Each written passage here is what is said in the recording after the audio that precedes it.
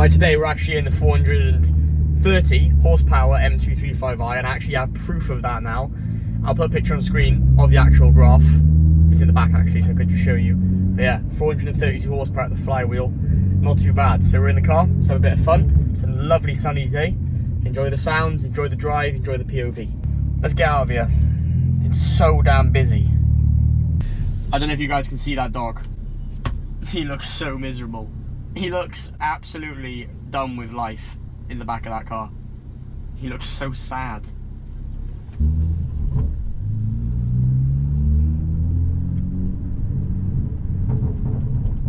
A little bit of news then to any of you viewers who are interested. Unfortunately, the rear wheel, or the rear tyre on my driver's side, has formed a bulge on the inside wall, which is exceptionally annoying because there's still loads of meat left on those Falcon FK 520s. However, the new tyres have arrived and they're being fitted tomorrow, so stay tuned because they're going to be quite interesting. And I think we're slowly turning this car into a pretty track focused M235i. So if you want to see what I've done and what I am fitting, then stay tuned, subscribe, it's free and you won't miss a video.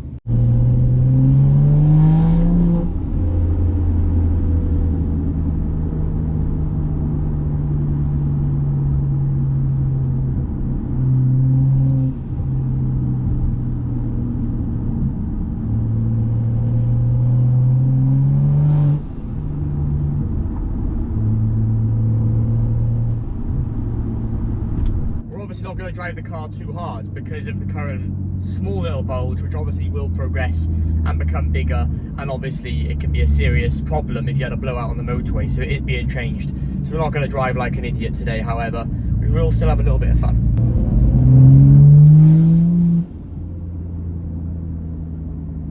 When we get back, I'm going to be taking the wheels off, so I'll show you guys exactly how I do that in case any of you are interested, because with a lowered car I only have one low profile jack that goes underneath the car, so it's a bit of a difficult thing to do. So I'll show you guys what I do in order to be able to take the wheels off, get this thing on some sort of jack stand so it's safe to leave overnight while I bring the tyres to the garage, and then they can change and put the new wheels on. When I say wheels I mean tyres. They can put the new tyres on. I'll keep the old ones, maybe, in case we use them for a future video where we just like do burnouts with them or something silly like that, just to use them, because why waste them?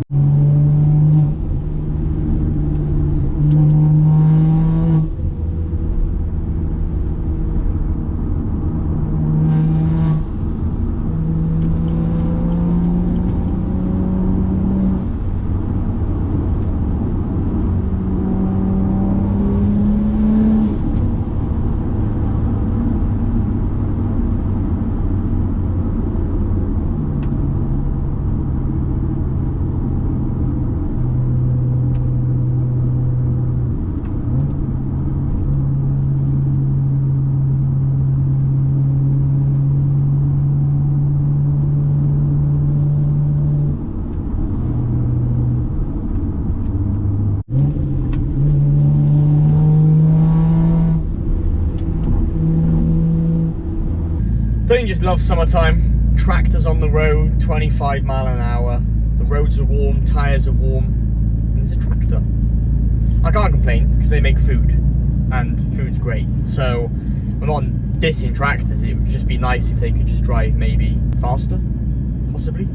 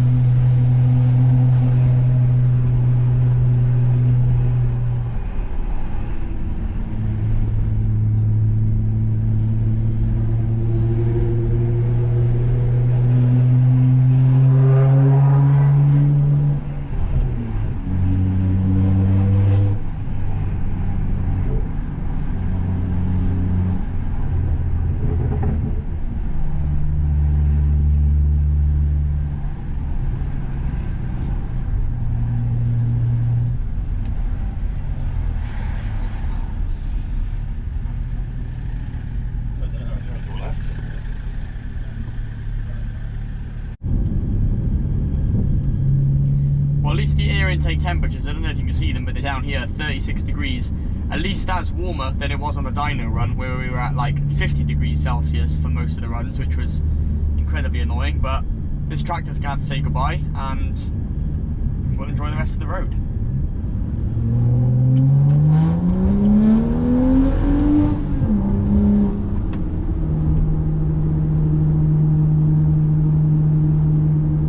And everyone else is still stuck behind the tractor. This is what I'm saying. You need to have a car that is able to overtake. If you don't have one, then you need to get one.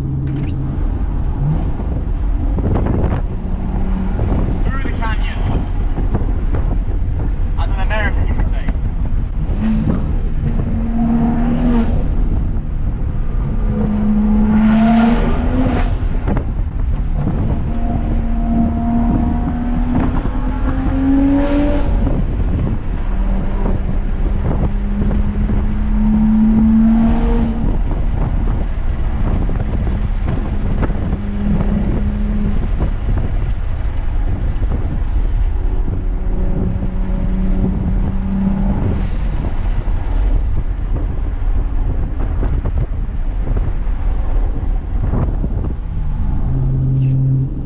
On this stretch of road, that's literally the best bit. It's the best bit where you can go through it without breaking the speed limit and obviously being an idiot, and then you can just still enjoy the run because the bends are just so flowy and they're really nice, and the floor, the tarmac, is like hyper grippy. It's great.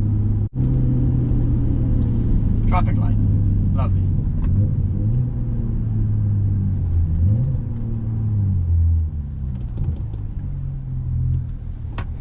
Now we just gotta wait.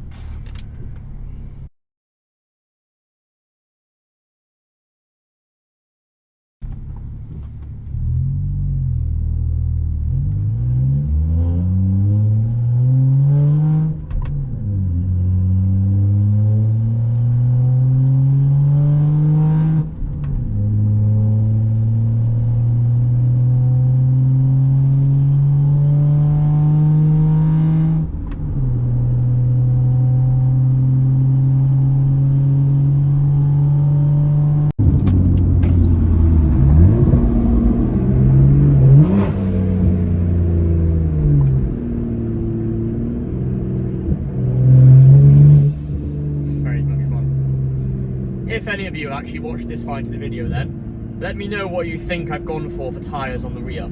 Have I gone for a bigger size, and have I gone for the same, which are on the front, which are the Acceleras 651 Sports, which have been absolutely incredible. They're road legal, semi-slick, and they're grippy. Like when they're warm, they're incredibly grippy. There's a man walking with a watering can on the side of the road, and it kind of caught me by surprise. I was not really expecting it. And now we're at a standstill again. If you want to know why, it's because of a tractor.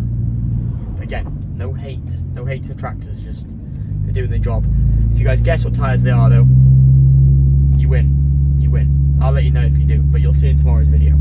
First thing I'm just going to do is make sure the car is in gear and obviously the handbrake's up. Next thing is basically we're going to crack all of these bolts loose, which I have the stuff in the boot. It's just way easier to undo the locking wheel nuts and the actual torque of them when the car is like on the ground and it can't move. It's so much easier.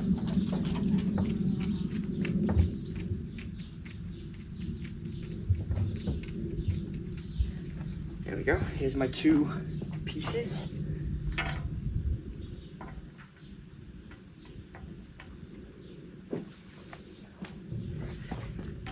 Let's hope these crack loose. Oh dear. They're really rather tight.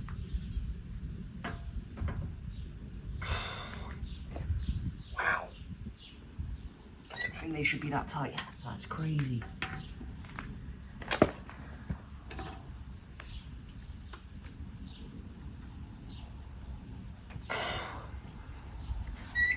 Man, I won't be doing these that tight again. I clearly did not want them to come off.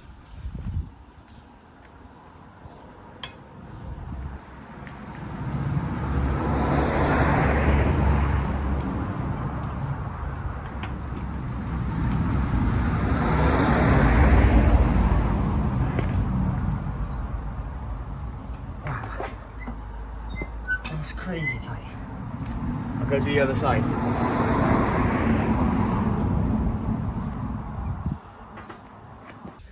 The passenger side was nowhere near as tight. This driver's side was stupidly tight. Alright, this one's a bit tricky.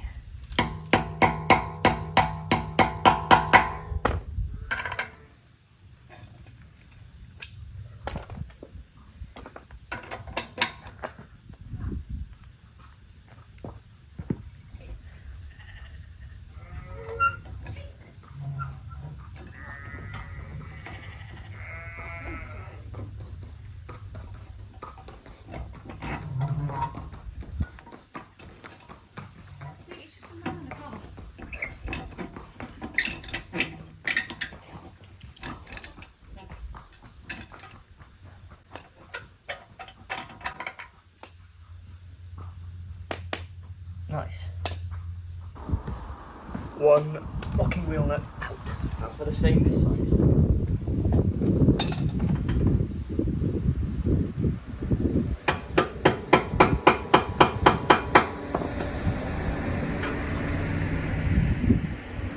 There we go. Done. Next part, jacking up the car.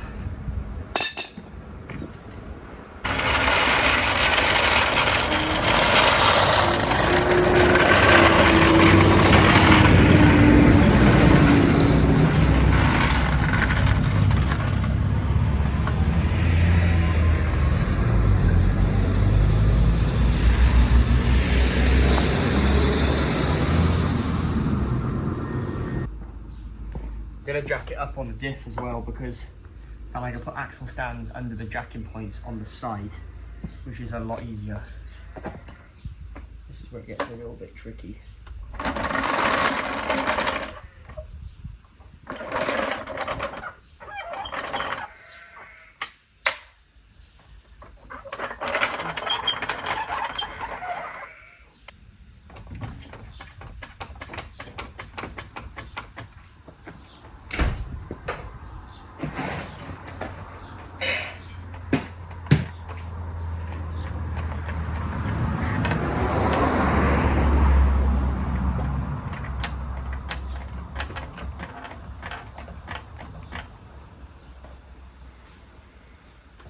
This is one plus point with having an M light.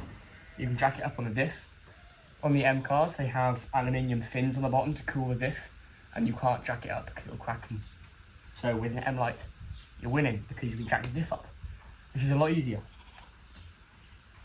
It just is a lot harder to lift the car up.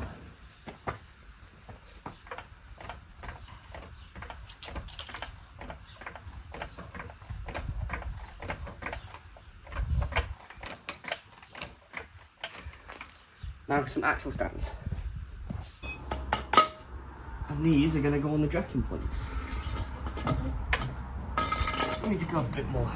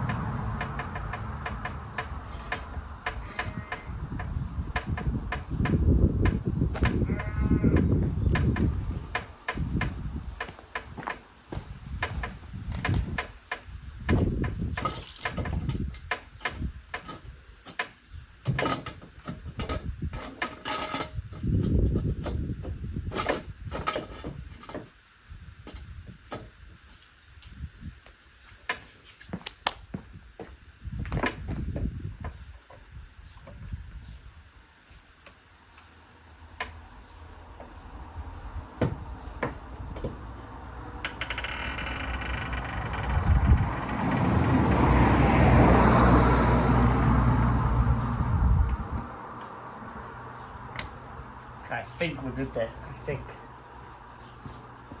Looks to be all good.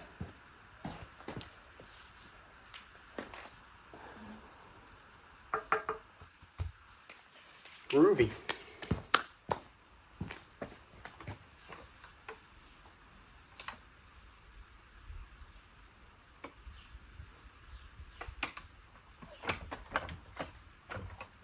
What I'm going to do is leave the jack under there just for good measure, because I just want to be 100% sure that we don't risk anything with those axle stands. But it's definitely a lot safer than it would have been without them and just the jack. So now we can carry on removing the wheels and get the gun, so we're going to get a lot quicker.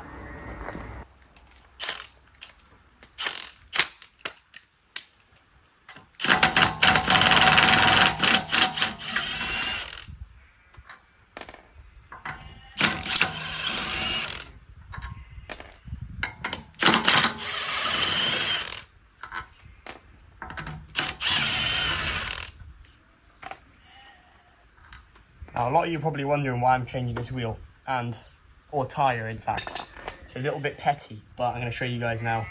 But I just don't want to take any precautions with this thing and blowouts. Now, when I was underneath the car the other day, I saw it on the inside edge, and now it's gone. So maybe I bought this for absolutely no reason. Aha. It's this slash, but you can't see it now. It must be when it was only under compression with the car's weight on the wheel, but you can't see it now. It's like the tiniest line, and there, it's just cracked all along the rim, which is really weird. I don't know, it's not something I want to risk, to be honest. The tyre's had a lot of life though. It's had a lot of life, and this one has been repaired as well. You probably can't see it now. However, there is, right there, had a nail in it and it has been repaired, so there's a lot of tread still on it. The inside edge is wearing quite a bit because of the camber and the tracking that's been done. However, it's time for a change. On to the next alloys. Let's leave that one there and get the other side off and inspect that side.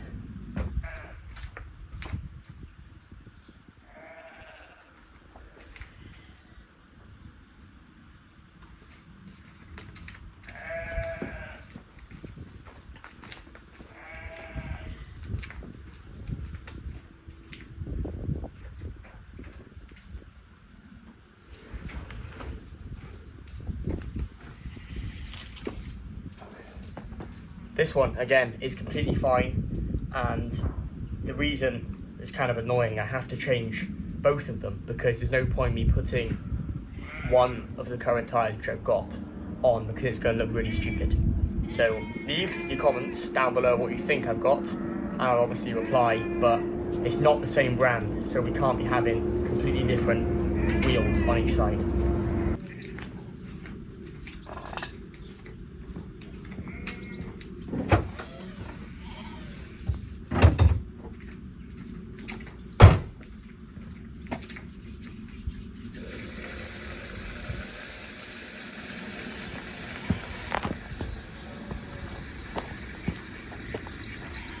That's the new tyre, but I can't risk you guys seeing that.